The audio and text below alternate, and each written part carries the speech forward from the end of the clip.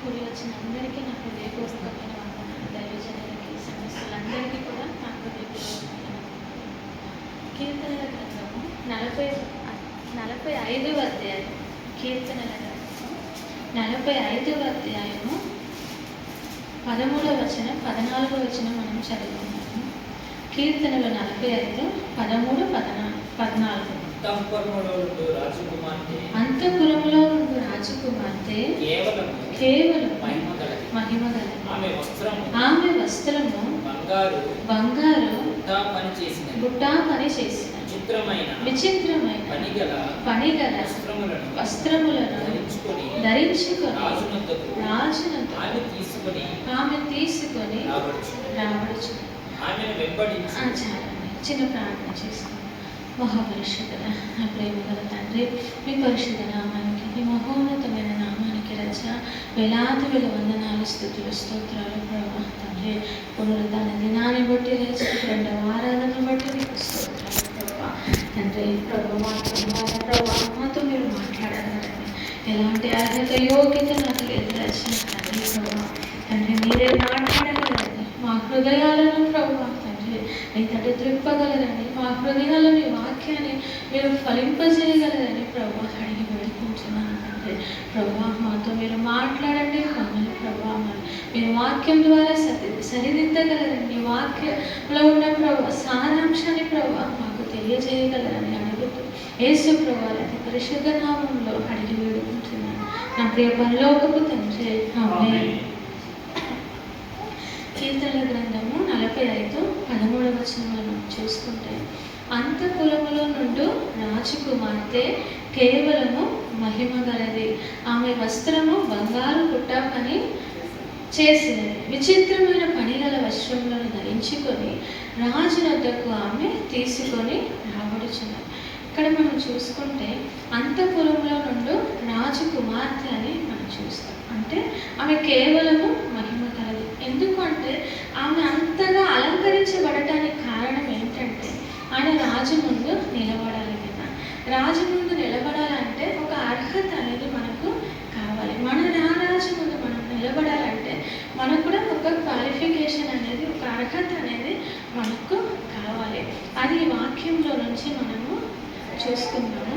అంతఃపురములో నుండి రాజకుమార్తె కేవలము మహిమ గలది. అంతఃపురములో నుండి రాజు కుమార్తె కేవలము మహిమ గలది అని మనం చూస్తున్నాం. అంటే ఈ మహిమ రాజకుమార్తె ఎట్లా పొందుకుంటుందంటే, అంతఃపురములో ఆమె సిద్ధపడడం ద్వారానే ఈ మహిమను ఆమె దేవుని దగ్గర నుండి, రాజు అంతఃపురంలో నుండి ఆమె సిద్ధపడుతుంది. రాజు దగ్గర నిలబడాలి, ఆయన సన్నిధిలో నిలబడటానికి తాను అలంకరించుకుంటుంది. అందుకే ఆమె మహిమ గలదిగా ఉంటుంది. మనము ఎవరు? రాజు కుమార్తెలు. ఈ వాక్యంలో ఉన్న రాజు కుమార్తె ఎవరు? మనమే, సంఘమే రాజు కుమార్తె. మనము రారాజు యేసు ప్రభువు ఎదుట మనం నిలబడాలంటే మనం మహిమ గల వారముగా మనము ఉండాలి. అంటే అంతఃపురంలో నుండి రాజు కుమార్తె అంటే మనకి ఎలా ఈ మహిమ మనం సంపాదించుకోగలుగుతామంటే, ప్రార్థన జీవితం. అంటే అంతఃపురంలో నుండి అంటే మనము ప్రతిరోజు, అంతఃపురం అంటే ప్రార్థన గది, దేవునితో చేసే సహవాసం అని మనము ఈ వాక్యాన్ని మనం తీసుకుంటే, అంతఃపురం అనేది మనం చూసుకుంటే ఒక ప్రార్థన గది. అంటే మనం ప్రతిరోజు దేవునితో సహవాసం చేస్తే మనకి ఏం జరుగుతుంది? ఆయన మహిమను మనము పొందుకొని మనము మహిమ గల వారముగా మనము ఆయన సన్నిధిలో మనము నిలబడగలుగుతాం. అందుకే అంతఃపురములో నుండి రాజకుమార్తె కేవలము మహిమ గలది. ఇది ఒక్క రోజులోనే ఈ మహిమ మనకు వస్తుందా? రాదు కదా. మనం ప్రతిరోజు మనము దేవునితో చేసే సహవాసాన్ని బట్టే, ఆ ప్రార్థన గదిలో దేవునితో మనం చేసే సహవాసంలోనే మనకు ఆయన దగ్గర నుండి మనము మహిమను మనము పొందుకోగలుగుతాం. ఈ ప్రార్థనలో మనకు మంచి మాదిరి ఎవరు అని మనం చూసుకుంటే ఎవరు తెలుసా? మన యేసు ప్రభువారు, మన రక్షకుడైన యేసు ప్రభువారే మనకు మంచి ప్రార్థనకు ఆయన మాదిరిగా మనము చాలా భక్తులు ఉన్నారు ప్రార్థన. ఈసారి మనం ఈ వాక్యంలో మనం చూసుకుంటే మంచి మనకు మాదిరిగా మనము యేసు ప్రభువుని మనము చూడగలుగుతాం. లూకా సువార్త 9వ అధ్యాయము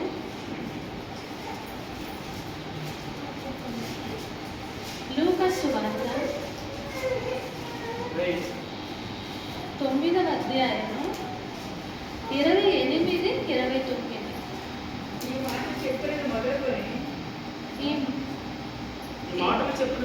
ఈ మాటలు చెప్పినది మొదలుకొని రమారమి 8 దినములైన తరువాత ఆయన పేతురును యోహానును యాకోబును వెంటబెట్టుకొని ప్రార్థన చేయుటకు ఒక కొండ ఎక్కాను. ఆయన ప్రార్థించుచుండగా ఆయన ముఖ రూపము మారెను. ఆయన వస్త్రములు తెల్లనివై దగదగ మెరిసెను. దేవుని నామానికి వందనాలు. ఈ వాక్యంలో మనం చూసుకుంటే యేసు ప్రభువు తన ఇద్దరు శిష్యులతో, ఎవరు? పేతురు, యోహాను, ఇద్దరు శిష్యులతో కూడా ఒక కొండ, అంటే అది రూపాంతరపు కొండ అంటారు, తాబోరు కొండ అంటారు. అంటే యేసు ప్రభువు అక్కడ తన శిష్యుల ముందు అక్కడ ప్రార్థన చేస్తున్నప్పుడు ఆయన రూపాంతరపరచబడ్డారు. ఇక్కడ ఆ కొండ ఎక్కి యేసు ప్రభువు ఏం చేస్తున్నారంటే ప్రార్థన చేస్తున్నారు. అక్కడ ఆ కొండ ఎక్కి యేసు ప్రభువు ఏం చేస్తున్నారు? ప్రార్థన చేస్తున్నారు. ప్రార్థన చేసేటప్పుడు ఏం జరుగుతుందంటే ఆయన ప్రార్థించుచుండగా ఆయన ముఖ రూపము మారెను. ఆయన యేసు ప్రభువు ప్రార్థన చేసేటప్పుడు ఏం మారింది? ఆయన ముఖ రూపం అనేది మారింది. ఆయన వస్త్రములు తెల్లనివై దగదగ మెరిసెను. ఆయన వస్త్రాలు ఎట్లా మెరిసినాయంట? దగదగ, తెల్లనివై దగదగ. సూర్యుడు మనం చూడగలుగుతాము. యేసు ప్రభువు కూడా, యేసు ప్రభువు ఆ మహిమ ప్రత్యక్షత కూడా అలాగే ఆయన ముఖము ఎలా ఉండిందంటే ఒకసారి చూద్దాము. ఆయన ప్రార్థించుచుండగా ఆయన ముఖ రూపము మారెను. ఆయన వస్త్రములు తెల్లనివై దగదగ మెరిసెను. ఆయన ముఖ రూపం మారడం అంటే ఆయన మహిమ ప్రత్యక్షత అక్కడ కనబరచబడుతుంది. ఎప్పుడు అది? ఆయన ప్రార్థించుచున్నప్పుడే. ఆయన ప్రార్థించుచున్నప్పుడు ఆయన రూపాంతరపరచబడి ఆయన మహిమలో శిష్యులకు అక్కడ కనపరుచుకుంటున్నాడు. శిష్యులకు మోషే, ఏలియా అంటే వారు యేసు ప్రభువు దగ్గర మహిమలో కనబడి యేసు ప్రభువుతో సంభాషణ చేయడం అనేది ఈ సందర్భంలో మనము చూస్తాం. అంటే యేసు ప్రభువు ప్రార్థన చేసేటప్పుడు ఆయన ముఖ రూపం ఎందుకు మారింది? ఆయన ప్రార్థన అనుభవం, ఆయనలో ఉన్న మహిమ ప్రత్యక్షత అక్కడ పరచబడింది, బయలుపరచబడింది. మన జీవితంలో కూడా ప్రార్థన దేవునితో చేసే సహవాసం, దేవునితో చేసే ఆ అంతఃపురంలో నుండి రాజు కుమార్తె కేవలం మహిమ కలదంటే మన ప్రార్థన గదిలో మనము వ్యక్తిగతంగా ఒంటరిగా దేవునితో చేసే సహవాసంలో మనము మనము ఏం చేయబడతాము? రూపాంతరపరచబడతాం. ప్రతిరోజు మనము నూతన పరచబడతాం. ఆయన స్వరూప్యత మనలో కలుగుతుంది. ఆయన తేజస్సు మనలో కలుగుతుంది. ఆయన మహిమను మనం పొందుకోవాలంటే ఒకరోజు అయ్యే పని అయితే ప్రతిరోజు ఆయనతో మనము ఏం చేయాలా? సహవాసం చేయాలి, ప్రార్థన చేయాలి. ఆయన ప్రార్థన కొండ ఎక్కి ఆయన ప్రార్థించుకున్నప్పుడు ఆయన ముఖ రూపం మారింది. ఆయన వస్త్రములు తెల్లనివి ఎలా మెరిసింది? దగ మెరిసిందంట. ఆయన మహిమలో ప్రత్యక్షత పరచబడ్డాడు. మనలో కూడా దేవుని మహిమను, యేసు ప్రభువు యొక్క ఆ మహిమను మనం కూడా పొందుకోవాలంటే మనము కూడా ప్రతిరోజు రూపాంతరపరచబడాలి. మనం కూడా ఆ రూపాంతరపు కొండ ఎక్కాలంటే మనము కూడా ప్రార్థనలో దినదినము మనం ఎదగాలి. దేవుని సహవాసంలో దినదినము మనము ఎదగాలి. దినదినము మనం రూపాంతరపరచబడాలి. ఆయన మహిమను మనము పొందుకోవాలి. రెండవదిగా మనం చూస్తే 2 కొరింథీ 3:18. 2 కొరింథీలో 2 కొరింథీ 3 మనమందరమును ముసుగులేని ముఖముతో ప్రభువు యొక్క మహిమను అద్దము వలె ప్రతిఫలింపజేయచ్చు. మహిమ నుండి అధిక మహిమను పొందొచ్చు. ప్రభువు ఆత్మ చేత పోలికగానే మార్చబడుచున్నాము. దేవుని నామానికి వందనాలు. ఇక ఈ వాక్యములు మనం చూస్తున్నాము. మనమందరము ముసుగులేని ముఖముతో ప్రభువు యొక్క మహిమను అద్దము వలె ప్రతిఫలింపచేయచ్చు, మహిమ నుండి అధిక మహిమను పొందొచ్చు. అంటే మనమందరము ముసుగులేని ముఖం అంటే ముసుగు ఎవరి మీద ఉందని వాక్యంలో మనం ముందు చూస్తే ఇశ్రాయేలు మీద ముసుగు ఉందా అంటే, ఎందుకంటే ఇశ్రాయేలుకు ముసుగు ఉందంటే వారి హృదయం కఠినమైంది. ఎందుకు? వారు ఇంకా యేసు ప్రభువుని గురించి ధర్మశాస్త్రంలో వారన్నీ రాయబడి ఉంది, కానీ ఇంకా వారు ఎరగలేదు. యేసు ప్రభువుని వారు ఇంకా అంగీకరించలేదు కాబట్టి వారి హృదయానికి ముసుగు వేయబడ్డది. కానీ మనం యేసు ప్రభువుని అంగీకరించాం, యేసు ప్రభువుని మనం ఎరిగాం కాబట్టి మన ముసుగు లేని ముఖముతో ఆయన సన్నిధిలో మనము ఆయన మహిమను మనం పొందుకొని ఈ అద్దంలో మనం చూస్తాం కదా, మన ఫేస్ని చూసేటప్పుడు మన ఫేస్ మనకు కనిపిస్తుంది. ఇప్పుడు మనం అద్దంలో ఆయన మహిమను మనం ప్రతిఫలిస్తున్నామంట. దేవుని నామానికి వందనాలు. చూద్దాము, మనమందరము ముసుగు లేని ముఖముతో ప్రభువు యొక్క మహిమను అద్దము వలె ప్రతిఫలింప చేసి. ఈ లోకంలో మనం ఎలా ఉండాలి? మనమందరము ముసుగు లేని ముఖముతో ఉండాలి. అంటే వాళ్ళు ఇంకా ధర్మశాస్త్రం తెలుసు కానీ ఇంకా వారు గ్రహించలేకుండా ఉన్నారు. కానీ ఇంకా మనం రక్షణ పొంది కూడా ఇంకా ముసుగులో అంటే ఇంకా ఒకవేళ పాపంలో ఉన్నామో, కొన్ని పాపాలు మనం విడిచిపెట్టలేకపోయి ఉన్నామేమో, దేవునితో దగ్గర సహవాసంలో లేమేమో, ఇంకా కొన్ని దేవునికి అయిష్టమైన కార్యాలు, అదే ముసుగు. అంటే మీరు నా దగ్గర రాకుండా ఉండున్నట్లు అడ్డుగా ఏముందని యెషయాలో దేవుడు అంటాడు, మీ పాపమే దేవుని దగ్గర రాకుండా అది గోడగా అది నిలబడుతుంది, అది అడ్డుగా ఉందని యెషయాలో మనము చూస్తాం. అందుకే మనలో ఆ ముసుగు అనేది, పాపపు ముసుగు అనేది ఇంకా వాక్యాన్ని మనం గ్రహించలేని స్థితిలో మనము లేని వారుగా మనం ఉండకూడదు. వాక్యాన్ని గ్రహించేవారుగా, యేసు ప్రభువుని ఎరిగేవారుగా, మన ముసుగు లేని ముఖముతో ఆయన మహిమను మనం ఎలా మనమందరము ముసుగు లేని ముఖముతో ప్రభువు యొక్క మహిమను అద్దము వలె ఈ లోకంలో మనము ప్రభువు యొక్క మహిమను అద్దము వలె మనం ప్రతిఫలింపచేసే వారముగా మనం ఉండాలి. అంటే యేసు ప్రభువు లాగా మారాలి. ఈ లోకంలో ఆయనలాగా మనము జీవించాలి. ముసుగు లేని ముఖముతో మనమందరము ఆయన మహిమను ఎలా అద్దము వలె ప్రతిఫలింప చేయుచున్నాము. మహిమ నుండి అధిక మహిమను పొందొచ్చు, ప్రభువుకు ఆత్మ చేత ఆ పోలికగానే మార్చబడుచున్నాం. ఎవరి ద్వారా?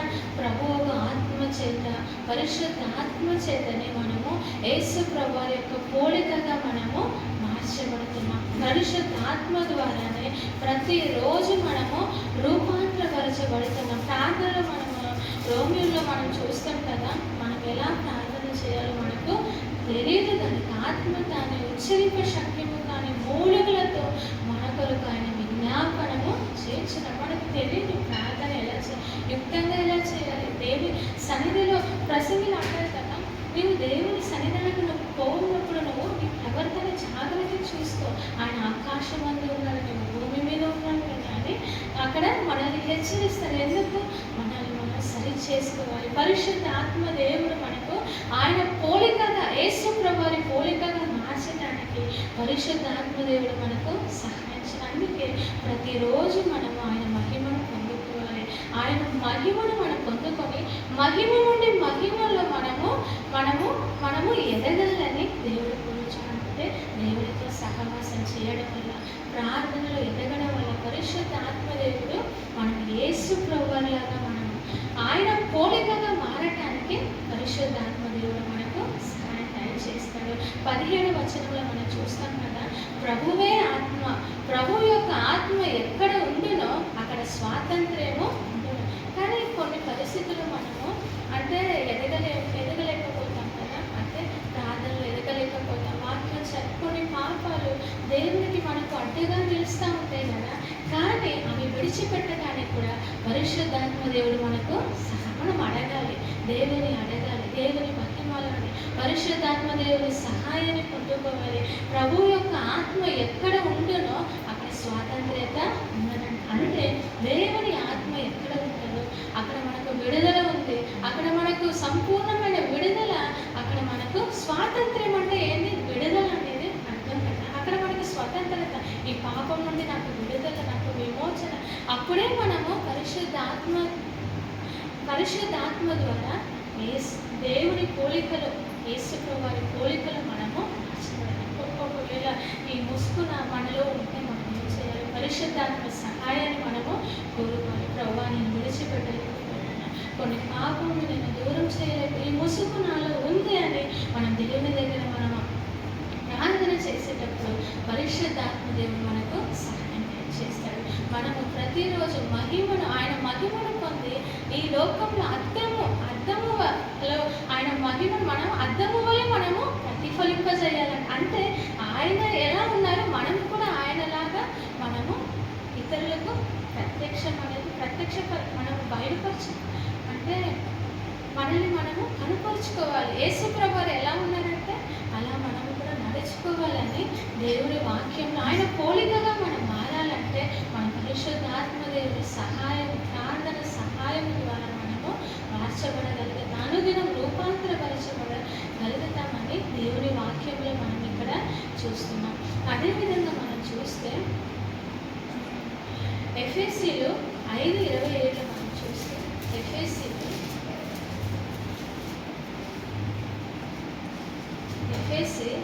5వ అధ్యాయం 5:27 అటువలే క్రీస్తు కూడా సంఘమును ప్రేమించి అది కలంకమైనను ముడత అయినను అట్టిది మరి ఏదైనాను లేక పరిశుద్ధమైనది గాను నిర్దోషమైనది గాను మహిమ గల సంఘము గాను ఆయన తన ఎదుట దానిని నిలవబెట్టుకొనవలెనని వాక్యముతో ఉదక స్నానము చేత దాన్ని పవిత్రపరచుకొని పరిశుద్ధపరచుటకై దాని కొరకు తను తాను అప్పగించుకొని. అక్కడ మనం చూసాం కీర్తనల గ్రంథంలో, అంటే అంతఃపురములో నుండి రాజకుమార్తె కేవలము మగలదే. మనం ఒక విషయం చూసాం, అంతఃపురంలో అంటే ప్రార్థన గదిలో దేవునితో సహవాసం చేస్తూ అనుదినము రూపాంతరపరచబడుతూ ఆయన మహిమను మనం పొందుకునే ఈ లోకంలో మనము ఆయన మహిమను ప్రతిఫలింపజేయాలని, అనుదినం మన రూపాంతరపరచబడాలని, మనము ఆయన పోలికగా మనం మార్చబడటానికి పరిశుద్ధాత్మ దేవుడు మనకు సహాయం చేస్తాడని చూస్తాం.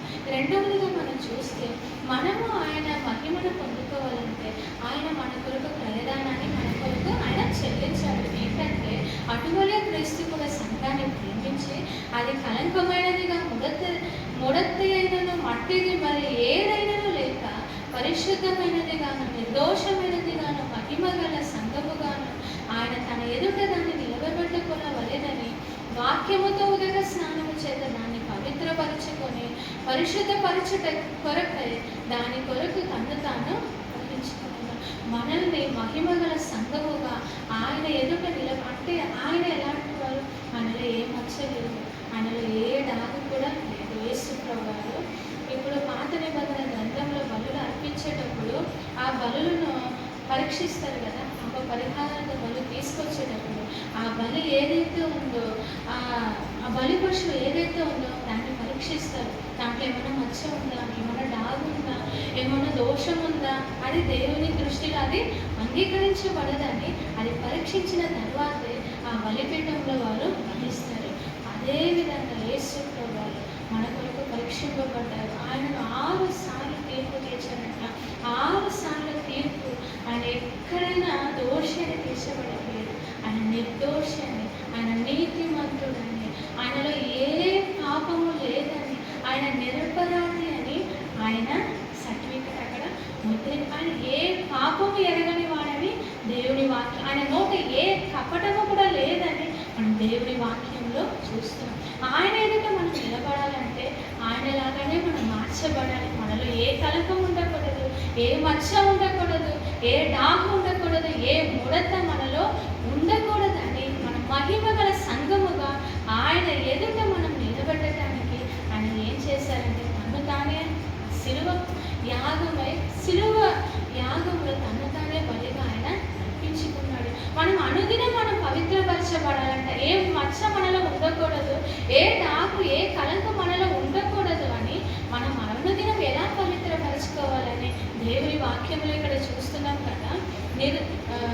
మహిమ గల సంఘముగాను ఆయన తన ఎదుట దాన్ని నిలవబెట్టుకొనవలెనని వాక్యముతో ఉదక స్నానము చేత దానిని పవిత్రపరిచి, మనలో మనిషి ఉండకూడదంటే, డాగు ఉండకూడదంటే, ఆయన వచ్చేటప్పుడు మనం ఆయనలాగా ఆయన ఎదుట మహిమ గల సంఘముగా మనం నిలబడాలంటే మనలో ఏముండాలి? మనం ప్రతిరోజు వాక్యము చేత ఉదక స్నానం మనము చేయబడాలి. వాక్యముతో ఉదక స్నానము చేత మనము అనుదినం పవిత్రపరచబడాలి. మొట్టమొదటిగా మనం చూస్తాము దేవునితో సహవాసం, మనం రూపాంతరపరచబడాలి.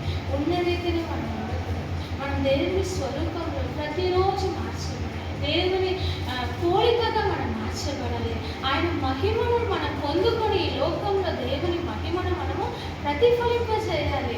ఆయన మహిమ గల రాజుగా వచ్చేటప్పుడు, ఆయన ఎదుట మన రాజకుమార్తెగా ఉండుటప్పుడు మనం మహిమ గల వారముగా మనం ఉండాలంటే, ఆయన రూపంలో మనం రూపు తీర్చబడాలంటే మనం ఆయనతో ప్రతిరోజు సహవాసం చేయాలి.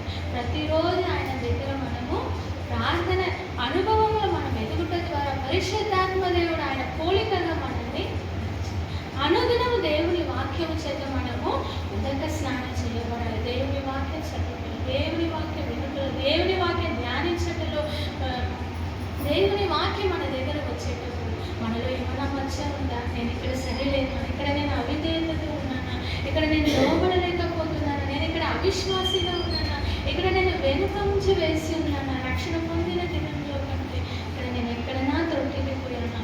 ఈ లోకంలో మనం జీవిస్తున్నంత కాలం మాత్రమే మనము సరిదిద్దుకోగలం. దేవుని రాకడ వచ్చేటప్పుడు మనం సరిదిద్దుకోవడానికి అవకాశాలు ఉండనే. పొద్దున ప్రీతి చెప్పింది, 10 మంది కన్యకులు 5 ఎత్తబడతారు కానీ 5 వాళ్ళు కలుపబడుతున్నారు కానీ మీరెవరో నాకు తెలియదు. ఆ సమయంలో సరిదిద్దబడతామా? లేదు కదా. అందుకే మనము ఈ కాలంలోనే మనము దేవుని వాక్యం మన దగ్గర వచ్చేటప్పుడు దేవుని వాక్యం చేత మనల్ని ఉదక స్నానం మనము చేయబడటం ద్వారా ఆయన మహిమను మనము పొందగలం. ఆయన సన్నిధిలో నిలబడే అర్హత అనేది మనకు కలుగుతుంది. అది మూడవదిగా మనం చూస్తే కీర్తనలు 45:13 వచనంలో 2వ లైన్ మనం చూస్తాం. ఆమె వస్త్రములు బంగారు బుట్టా పని చేసినది. ఆమె వస్త్రములు బంగారు బుట్టా పని చేసింది. మళ్ళీ ఇంకొక లైన్, విచిత్రమైన పనిగల వస్త్రములను ధరించుకొని రాజునందుకు ఆమె తీసుకొని రాబడుతుంది. ఇక్కడ మనం చూస్తే ఆమె వస్త్రము బంగారు బుట్టా పని చేసింది. బంగారు దేనికి గుర్తు అని మనం చూస్తే, దేవుని వాక్యం మనం చూస్తే పరిశుద్ధతకు మనం సూచనగా చూస్తాం. యేసు ప్రభువు పుట్టినప్పుడు ఆయనను ఆరాధించేటప్పుడు జ్ఞానులు వచ్చేటప్పుడు 3 వస్తువులు బంగారం, బోళము, సాంబ్రాణి తెచ్చి ఆయన పరిశుద్ధుడు కనుక ఆయన కానుకలు సమర్పించడానికి బంగారాన్ని ఆయన వారు ఇచ్చారు. అంటే ఇప్పుడు ప్రత్యక్షపు గుడారంలో కూడా ప్రతిదీ మేలిమి బంగారముతో పొదిగించడం అంటే పరిశుద్ధత. దేవుడు పరిశుద్ధుడు కాబట్టి ఆయన సంచరించే స్థలము పరిశుద్ధంగా ఉండాలి. ప్రతి వస్తువు మీద కూడా, అంటే పుల్పిట్ కానీ, మందసం కానీ, బల్ల కానీ, ప్రతి దానికి మేలిమి బంగారం, ఏ అపవిత్రత దాంట్లో లేదు. మేలిమి బంగారంతో అది పొదిగించబడదు. బంగారం పరిశుద్ధతకు గుర్తుగా ఉంది. ఇక్కడ మనం చూస్తే ఆమె వస్త్రం ఎలాంటిదంట? బంగారు బుట్టా పని చేసింది. అంటే మన వస్త్రం ఏది దేవుడు మనం కోరుకుంటున్నాడు? పరిశుద్ధతను ఆయన అంటే మనం లేవికాండంలో మనం చూస్తే, లేవికాండము 20వ అధ్యాయము 25-26 వచనాలు చూస్తున్నాం. లేవికాండము కావున మీరు పవిత్ర జంతువులకును అపవిత్ర జంతువులకును పవిత్ర పక్షులకును అపవిత్ర పక్షులకును విభజన చేయవలెను. అపవిత్రమైనదని నేను మీకు వేరు చేసిన ఏ జంతువుల వలననే గాని, ఏ పక్షి వలననే గాని, నేల మీద ప్రాకు దేని వలననే గాని మిమ్మును మీరు అపవిత్రపరచుకొనకూడదు. మీరు నాకు పరిశుద్ధులై ఉండవలెను. యెహోవాను నేను పరిశుద్ధుడను, మీరు నా వారై ఉండినట్లు అన్యజనులలో నుండి మిమ్మును వేరుపరిచిన. దేవుని నామానికి వందనాలు. ఇక్కడ మనం చూస్తున్నాం, మీరు ఈ లోకంలో ఉన్న అపవిత్రమైన జంతువులు, అంటే ఈ లోకంలో ఏ అపవిత్రతను బట్టి మీరు అపవిత్రపరచబడకూడదు. అందుకే కింద మనం చూస్తే మీరు నాకు పరిశుద్ధులై ఉండవలెను, యెహోవా అను నేను పరిశుద్ధుడను, మీరు నా వారై ఉంటున్నట్లు అన్యజనులలో నుండి మిమ్మును వేరుపరుచుకుని. అంటే యెహోవాను నేను, దేవుడు, మన దేవుడు ఎవరు? పరిశుద్ధుడు. అందుకే మనము కూడా పరిశుద్ధంగా ఉండాలి. మనము కూడా ఆయన ప్రజలుగా ఉండాలంటే అన్ని జనులలో నుండి దేవుడు మనల్ని ఏం చేశారంట? వేరుపరిచారు. ఆయన కొరకు ఎన్నుకున్నారు, ఆయన కొరకు ఏర్పరిచారు, ఆయన కొరకు మనల్ని విలువ పెట్టి కొన్నారు. కాబట్టి ఆయన పరిశుద్ధుడు. కాబట్టి ఈ లోకంలో ఏ అపవిత్రతను బట్టి మీరు అపవిత్ర విషయాలు ప్రజలకు దేవుడు చెప్తారు, ఇది తినవచ్చు, ఇది తినకూడదు, ఇలా ఉండాలి, అలా ఉండకూడదు. దేవుడు మనకు కూడా చెప్తారు, ఈ లోకంలో ఉన్న వాటిని బట్టి మిమ్మల్ని మీరు అపవిత్రత నడుచుకొనకూడదు. నేను యెహోవా, నేను పరిశుద్ధుడను, కాబట్టి మీరు నా వారై ఉండినట్లు ఈ లోకంలో అన్యజనుల నుండి నేను మిమ్మల్ని వేరుపరిచాను. మనము ఏం చేయబడ్డాం? వేరుపరిచింది. ఈ లోకంలో నుండి మనం దేవుని కొరకు మనము వేరు చేయబడి ఉన్నాం. మనం ఎవరి వారము? ఆయన వారము. ఆయన కొన్నారు కాబట్టి మనము ఆయన వారము. కాబట్టి మనం ఏం చేయాలి? మన పరిశుద్ధతను కాపాడుకోవాలి, పరిశుద్ధంగా జీవించాలి. మొదటిగా మనం దేవునికి సహకరించాలి. రెండవదిగా వాక్యంతో ఉదక స్నానం చేసుకున్నాము. మూడవదిగా పరిశుద్ధత కలిగిన జీవితం. ఆయన కొరకు, ఆయన వారుగా ఉండాలంటే మనం ఏం చేయాలి? పరిశుద్ధంగా చేయాలి. ఆయన ఎదుట మనం మహిమగల సంఘముగా ఉండాలంటే మనం ఈ లోకం నుండి వేరుపరచబడిన ప్రజలుగా ఆయన కొరకు మనం పరిశుద్ధులుగా మనము జీవించాలి. సమయం అయిపోతుంది. ఇంకొక 2 వాక్యాలు. కొలస్సీ 3వ అధ్యాయము 12వ వచనం. కొలస్సీ 3:12.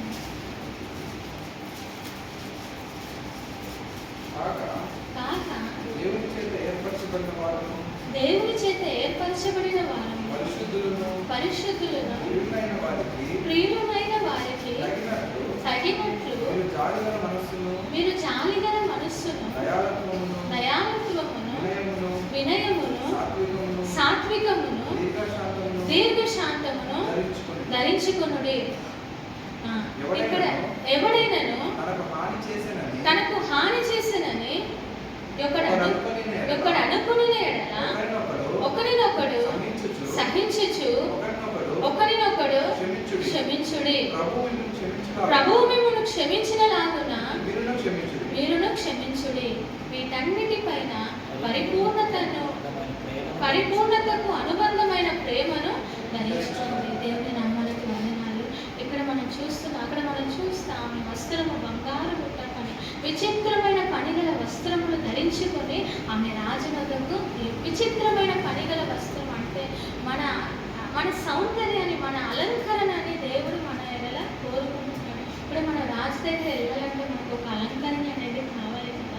అలంకరణ, మన వస్త్రంలో అలంకరణ ఉండాలి. మన జీవితంలో అలంకరణ అంటే బాహ్య అలంకరణ. అపోస్తలుడు పౌలు చెప్పాడు కదా, మా బాహ్య పురుషుడు దినదినం క్షీణించబోతున్నాడు, కానీ మా అంతరంగ పురుషుడు దినదినము నూతన పరచబడుతున్నాడు. మనం కూడా మా శరీరాలు నలగొట్టుకుంటున్నా ఎవరికి? దేవుని కొరకు. నా శరీరం నలిగిపోతుంది అంటే మొన్న అంకుల్ ఫిలోమోన్ పత్రిక చదవమన్నాడు కదా, అక్కడ చక్కగా రాసి నేను క్రీస్తు కొరకు నేను ఖైదీ అయ్యాను అంటే క్రీస్తు కొరకు నేను బందీగా నేను ఉంచబడ్డాను చెరసాలలో. నేను క్రీస్తు కొరకు, సువార్త కొరకు నేను చెరసాలను. నేను బాహ్యంగా నేను నలగొట్టబడుతున్నాను, నేను బాహ్యంగా నేను క్షీణించిపోతున్నాను, కానీ నా అంతరంగ పురుషుడు మాత్రం అనుదినము నూతన పరిచయం. ఆ అనుభవంలో మనం కూడా రావాలి. ఆ అనుభవంలో మనం కూడా అలాంటి భక్తులు పొందుకున్నారు, మనం కూడా అనుభవాన్ని పొందుకోవాలి. ఇక్కడ కూడా ఆమె వస్త్రం ఎలా విచిత్రమైన పనిగల బంగారు బుట్ట పని, ఇంకొకటి విచిత్రమైన పనిగల వస్త్రాలు ఆయన ధరించుకొని ఎవరి దగ్గర ఉంది? రాజు దగ్గర ఆమె రాజు దగ్గర నిలబడాలంటే అర్హత అనేది మొదటిగా మనం చూసుకున్నాం, దేవునితో సహవాసం. రెండవదిగా దేవుని ప్రార్థనము, రెండవదిగా వాక్యం చేత ఉదక స్నానం, మూడవదిగా పరిశుద్ధత, ఇప్పుడు నాలుగవదిగా మనలో దేవుని యొక్క దైవికమైన స్వభావాలు మనలో ఉండాలని ఆయన కోరుతున్నాడు. ఆయన ముందు నిలబడాలంటే ఆయన గుణగణాలు మనలో ఉండాలి కదా, అదే దేవుడు మనలో నుండి కోరదు. అప్పుడే మనం మహిమ గల సంఘముగా ఆయన దగ్గర మనము నిలవబడతాం. మనం చూస్తాం ఇక్కడ, త్వరగా చదివేస్తాను.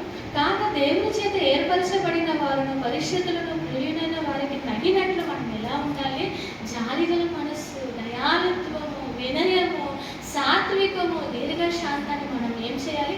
ధరించుకోవాలంట. అది వస్త్రము వలె, అది విచిత్రమైన పనిగల వస్త్రములను ధరించుకొని రాజు ఎదుట నిలబడిందంట. మనం కూడా ఇది ధరించుకోవాలి. ఏది? జాలిగల మనస్సు, దయాళుత్వము, వినయము, సాత్వికము, దీర్ఘశాంతమును మీరు ధరించుకున్నది. ఎవడైనా తనకు హాని చేసినని ఒకడు అనుకుని, ఎవరైనా నాకు హాని చేసేనా అనుకుంటే మనం ఏం చేయాలంట? ప్రభు మీకు క్షమించిన లాగా యేసు ప్రభు మనల్ని ఎలా క్షమించారు? ఇక మీ దగ్గర పాపము ఎన్నటికీ నేను జ్ఞాపకము చేసుకొనని యెషయాలో దేవుడు సెలవిస్తాడు. మనం కూడా ప్రభు మనకు క్షమించినట్టు మనం కూడా ఇతరులను క్షమించాలి. మిమ్మల్ని క్షమించిన లాగున మీరును క్షమించుడి. వీటన్నిటిపైన పరిపూర్ణతకు అనుబంధమైన ప్రేమను ఏం చేయాలంట? ప్రేమను ధరించుకోవాలి. ఈ లోకపు ప్రేమ కాదు కదా, దేవుని ప్రేమ. దేవుని ప్రేమ మత్సరపడదు, డంబముగా ప్రవర్తించదు, అతిశయపడదు, ఉప్పొంగదు. ఆ దేవుని ప్రేమను మనము ధరించుకోవాలి. అదే మనకు అలంకరణ. ఈ అలంకరణ ఉంటేనే మనం రాజు ఎదుట మనము నిలవబడగలుగుతాం. ఈ అలంకరణ మనం కలిగి మనము చివరిగా మనం దేవుని దగ్గర రాజు ఎదుట మనం నిలబడినప్పుడు ప్రకటన గ్రంథంలో మనం చూస్తాం. ప్రకటన గ్రంథము 19వ అధ్యాయం 6వ వచనం నుంచి చూస్తాం. 6 నుంచి 9 వరకు చదువు. అప్పుడు గొప్ప జన సమూహపు శబ్దమును, విస్తారమైన జలముల శబ్దమును, బలమైన ఉరుముల శబ్దమును పోలిన స్వరము సర్వాధికారియు ప్రభువునకు మన దేవుడు ఏలుచున్నాడు. ఆయనను స్తుతించుడి. గొర్రెపిల్ల వివాహోత్సవ సమయము వచ్చినది. ఆయన భార్య తన్ను తాను సిద్ధపరచుకొని ఉన్నది. కనుక మనము సంతోషపడి ఉత్సహించి ఆయనను మహిమపరచదమని చెప్పగా వింటిమి. మరియు ఆమె ధరించుకొనుటకు ప్రకాశములను నిర్మలములునైన సన్నపు నారబట్టలు ఆమెకి ఇయ్యబడును. అవి పరిశుద్ధుల నీతి క్రియలు. దేవుని నామానికి వందనాలు. ఇక్కడ మన ప్రకటనలో మనం చూస్తున్నాం, గొర్రెపిల్ల వివాహోత్సవము వచ్చినది. ఆయన భార్య తన్ను తాను, దేవుడు మనల్ని దేవుని దగ్గర మనము అలంకరించుకొని ఆయన సన్నిధిలో మనం సిద్ధపడి నిలబడేటప్పుడు అక్కడ ఒక శబ్దం వస్తుంది. గొర్రెపిల్ల వివాహోత్సవం వచ్చింది. తన భార్య అంటే మనము ఏ స్థానంలో అక్కడ నిలబడుతున్నాము? మనల్ని మన దేవుని సన్నిధిలో అలంకరించినప్పుడు యేసు ప్రభు యొక్క భార్యగా మనం ఆయన సన్నిధిలో నిలబడే అర్హత అనేది మనకు కలుగుతుంది కదా. ఇక్కడ అదే గొర్రెపిల్ల వివాహోత్సవ సమయము వచ్చినది. ఆయన భార్య తను తాను సిద్ధపరచుకొని ఉన్నది. కనుక మనము సంతోషపడి ఉత్సహించి ఆయనను మహిమపరచదమని చెప్పగా వింటిమి. మరియు ఆమె ధరించుకొనుటకు ప్రకాశములను నిర్మలములైన సన్నపు నారబట్టలు ఆమెకి.